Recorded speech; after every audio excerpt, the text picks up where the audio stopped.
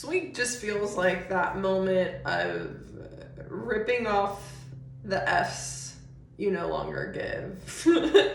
I mean, quite frankly, it just feels like there's a level of like, there's only so much that I can take on right now. And there's either some kind of pressure from the outside, stalking, of just some kind of obsession. There's a lot around obsessions this week. And misaligned judgments or misdirected focus, like somebody directing their focus or rather diverting it somewhere else so that they don't have to put the attention on themselves. This feels like someone who is desperately trying to blame someone else for something that they're experiencing or have experienced so that they don't have to do the healing work, the work on themselves, so that they don't have to get up and do something. Yeah. Deep solar plexus blocks. And it feels like for some of you, you're either trying to communicate this to someone or get it across to them, and it's like nothing's getting through. It's going in one ear and out the other. And so the whole choice here is to either keep battling this person or this situation or get up and leave, or just drop the concern whatsoever. If that's like, for some of you, this is something that you can't control their presence, but you can't control how much you give an F, quite frankly. So I think this is that moment where you just stop caring. And rightfully so, to be quite frank. It feels like this situation has literally nothing to do with you directly by any means. But it's like someone is so pressed to put the blame on someone, and you just happen to be the lucky winner in their eyes. This is some kind of revenge that is just, again, misaligned. It's like somebody, missed the aim of their real target, and the arrow hit you. 8 of Wands. Something is coming in very quickly. It's some kind of message, some kind of shift, some kind of energetic push. And it feels like as soon as you protect your inner child and choose whatever path is going to be more transitional for you, rather than like some kind of immediate change of something, like stop trying to fight someone on something and get some kind of reconciliation or forced reconciliation. You just move on. You grab your inner child, you protect yourself, and you get through the thicket of something and choose your crossroad path. Keep pushing forward. The Temperance gives a sense of like you, again, you're moving through something. It's going to take some time to get through it fully. We have the Page of Cups and the Temperance here. But it does give the sense that, it's going to be a path ahead, but committing to that rather than fighting something that's completely outside of your hands to shift or change is your best option. And yeah, you might be able to inspire this person. You might be able to change their opinion in the long run. But for now, it just feels like everything you're doing is going in one ear and out the other. And it's a waste of your time to care any longer. So we have the 8 of Wands coming in, some fast movement with the 6 of Wands. And there's something here about overcoming specifically some kind of soul tie reunion, specifically a very foolish soul tie reunion. Now, take this as this resonates, because maybe this was partially on you. It feels like there's some kind of love involved here. Maybe this is something from your past came back up and you foolishly accepted it, or maybe you got fooled by someone's love. Regardless, there's been some kind of 4 of Wands reunion of some sorts. And 6 of Wands with that, signifying a 10 of Wands. This is burdensome. So it's like you're choosing to take the high road or to move forward or to be recognized despite this situation, which weighs heavily on you in some respects. But the fact that we have the Fool here as well signifies that this is about a whole new beginning. So maybe this was something that rectifies something that allows the full new beginning to take place, to actually take place. But again, The Temperance, there's some kind of situation that's going to take some time to fully transition through. Again, all of this is giving the sense that we've got a road ahead, regardless of what it is. Page of Cups and Temperance sometimes in some tarot communities is recognized as there's a twin flame situation here, or the perception of one. I would say this is way more of the perception of a twin flame. Like, I think there might be something here, but this is giving a definite no. It's more of a lesson. It really is kind of looking like way more of a karmic lesson here, Seven of Pentacles. And quite frankly, one around investments. One around understanding the full, work and pressure and buildup that, an investment creates, it, how much work it takes. For some of you guys, there's something that you've already invested in. This situation kind of beelined it, and now we have this Eight of Wands coming in very swiftly, very soon. So you might be waiting on something. You might have already put in a lot of work towards an investment. And again, this situation was meant to help you access something that's gonna help you work with whatever this Eight of Wands is when it does come in. This could be this fast movement comes in and it comes with some twists and turns. So this reunion prepared you for those twists and turns. I'm getting so many chills as I say this. So if something came in, irritated you, deceived you, caused some kind of beeline, some kind of interference to something that you've been working really hard on, manifesting or investing in, it feels like everything about that was a test of your commitment to something, building on that commitment, as in teaching you something about like the basics of how to hold it, just some finessing of something, refining of something within that investment. And this is all going to work in your favor. But it's like something tried really hard with a very childlike nature to deceive you. And I think this is just naivety, quite frankly. What's I think unique about this situation is the level of naivety compared to the level of, I would say experience, wisdom, intellectual gain that you may have.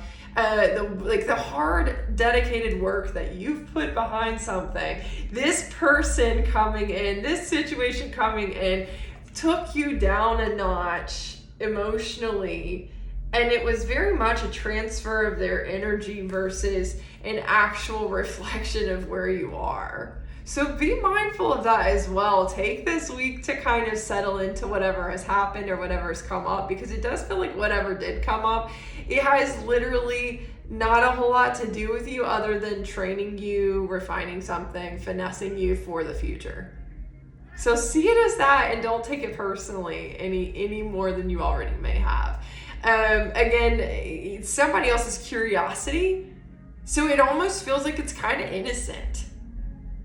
But it does give the sense with the Four of Wands for some of you, this is a soul tie, so a soul contract, soul level thing. It might not be so innocent when you factor in the spirit realm or whatever was going on behind that childlike innocence. Do you get what I'm saying? Like, there's a whole lot more to that situation. Yes, the devil. The devil and the Hanged Man. There's something about restrictions. There's something about being chained, trapped, enslavement. Like, there's something here that's very abusive, restrictive, and holding you up that this person doesn't realize about the situation, or maybe does and denies from like a childlike nature and aspect of self. And again, it's kind of like someone was definitely, oh God, yeah. So whether it's this person being represented this way, or whether it is their soul and the thing pushing their human to do this, We've got the Emperor, the Knight of Cups here, and the Seven of Wands. It's like someone is pushing really hard through assuaging you, through wooing you, through using love and adoration to convince you that they are important to you and to your structure and to your forward movement. And standing on this very, very intently. And the funny thing is beneath it all is a child. Emotions. So be mindful of that, because there's something about this that's meant to ironically soften you up while also refining your boundaries and your wisdom around how emotions have been used against you to take you off path. This is a very deep message, so sit with this, because I think this is going to not only crack open the way that you access success, but the way that you successfully access love. Love and abundance go hand in hand because of attraction and Venus, and that is what I want to move into next, because this weekend on Saturday, Venus goes into retrograde in Aries until mid-April. And Venus in retrograde is kind of like, I described it in my weekly energy blog, which again, check that out, link in bio. But it described it as Lady Luck losing her glow, right? Her makeup's flat, her song is off key, and while we're begging for her, you know, at the slot machines to come in and show up on stage with her dance and her song to bring us good luck, you know, and maybe a lucky strike, she shows up late and drunk. And I went on to say, you know, I feel like this is collectively that moment when the boys take the Chevy to the levee and realize why the levee is dry. And maybe they're the reason that the music died. So there's this aspect to all of this that's like the masculine collective going through a very harsh lesson around their emotions no longer being able to use your emotions against you. Playing games of love, fake love, toying with you. It feels like something in this situation really put a hard line in the sand for you when it comes to the way you see love, and made you really reset the way that you respond to it, the boundaries you set around it, and the way that you protect your own love, the way that you work with your own love, so that you're not drained, taken advantage of, or manipulated so easily any longer. This is kind of really putting hard lines in the sand when it comes to empathy, so that empathy is no longer used to play you as much as it is used for the whole reason it exists anyway, enlightenment awareness.